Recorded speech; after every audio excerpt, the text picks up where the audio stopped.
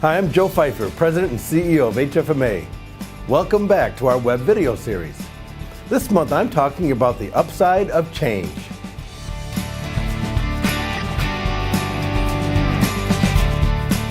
Exactly. Change is often viewed as a negative in a business setting. But it's a myth that people don't like change. How many people would trade in their smartphones for a rotary dial phone?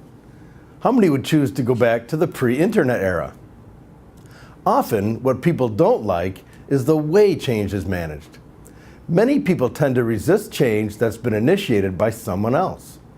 That's why change management consultants are in the business of monitoring and managing resistance. Consultants are always telling us that change is hard, it's scary, and it takes time to overcome resistance.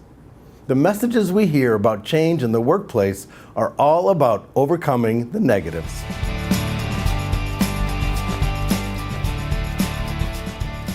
Not exactly. I don't want to minimize how hard change can be, but that's not the whole story.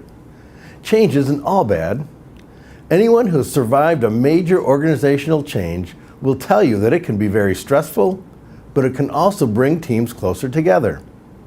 People come out of change initiatives with some pretty compelling stories to tell on the other side, and the bonds that are formed from those shared experiences can last for years, even for a lifetime. Okay, so if you're not in it for the camaraderie and the war stories, consider this. Change gets people out of a rut.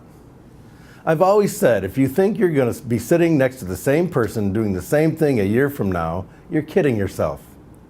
I've been told to stop saying that because it makes people nervous. So how about this? What if we change the time frame to 5 years?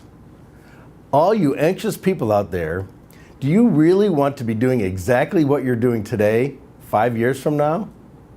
Finance leaders tend to be risk adverse and to value stability and security.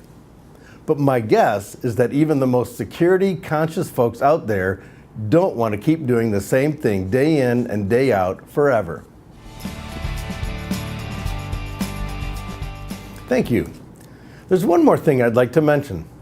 In connection with her theme, Where Passion Meets Purpose, HFMA Chair Carol Friesen talks about how finance leaders can re-recruit others on their teams.